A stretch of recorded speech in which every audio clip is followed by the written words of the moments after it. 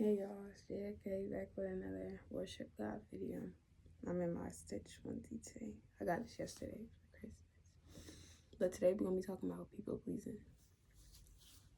First I'm going to start with this. One of the greatest forms of idolatry is people pleasing.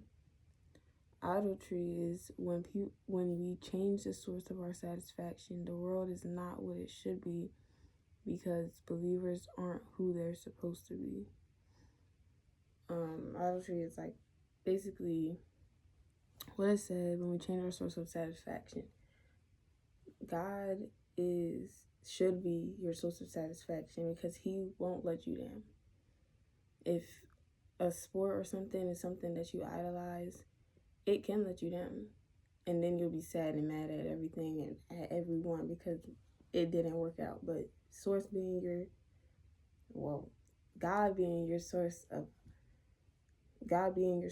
of satisfaction, you should only idolize him because he will do what is right all the time. And what I'm about to say, I got it from Pastor Mike's video. I can link the video down below. It's very good. Very good. I think he sent it to me for a reason because I know someone who needs to hear this. And now I'm putting it out to the world because God told me to. So, here we go. People pleasing is when we put the opinions of people above our obedience to God. When people don't get what they want, watch how they get. That's strong. If you always people pleasing, you always do what people ask of you and always do, and you never tell them no, and for once you do want to tell them no, just to see how they get, tell them no, see how they get. If they have an attitude with you and mad at you, that's a problem, because they just looking for a yes man, as he said, just looking for a yes man. You should not always be people pleasing. You should not always be wanting to do things for others and never do things for yourself. So just see how they get. If your relationship tied to me is a yes, then it ain't authentic. You're going crazy because you're excluding all your energy onto people who wouldn't be pleased even if you did exactly what they asked of you. Never confuse people loving you with using you. Don't ever do that. People pleasers suffer abuse from the people that they assist. People pleasing is when you always give people what they want while abandoning what you need. You have to do stuff for yourself. You cannot always do things for others. You have to soon know that you have to do what you do for others for yourself, and just see how you feel. And if they're mad at that, then that's their problem. They should be happy, if anything, that you're finally doing things for yourself and you're finally being happy for yourself and not always doing stuff for others. Why would you want to see somebody be a people pleaser? You know what type of things people can get into people pleasing just to make somebody else happy, and what they're doing to themselves, abandoning what they need, which is a form of idolatry, which is changing the source of your satisfaction.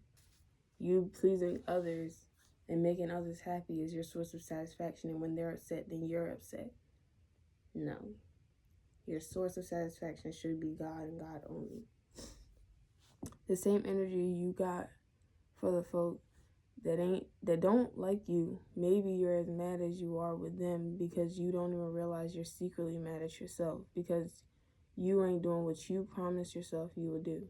Don't tell yourself you're going to do something if you're not actually going to do it or eventually do it. Do what you said you were going to, especially if it's for the good of yourself. Don't let others ruin that for you. This is your life. You're not supposed to live others' lives. You're not supposed to expect yourself out of others. Don't do that.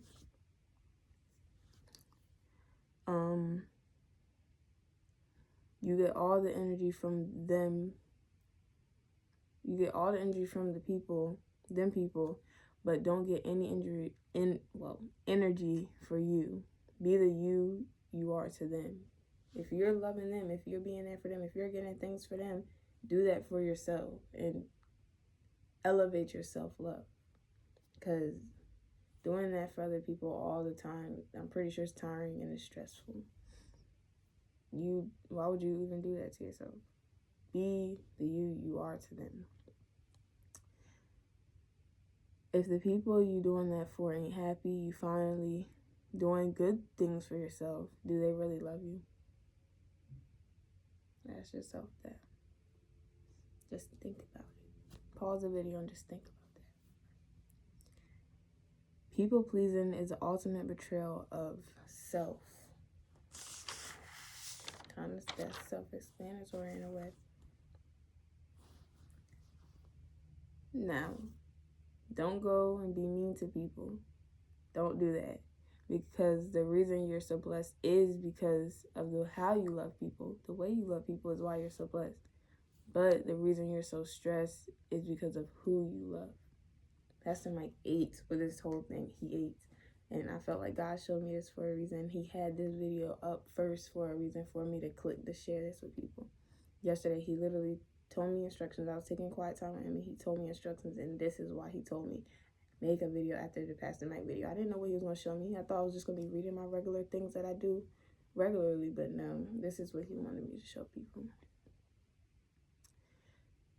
Periodic versus symbiotic.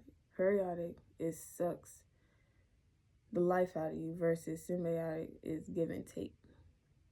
I'm going to put the video on there again. He gave a good example. It's like, if you get it, then you get it, but he does make good points, and I think y'all should definitely go to his video and watch. Sometimes pleasing God will require disappointing people. So yes, people pleasing, of course, there's bad things. This is like a good thing. Not really a good thing, but like a good thing. You're pleasing God. He's your idol. You're idolizing God.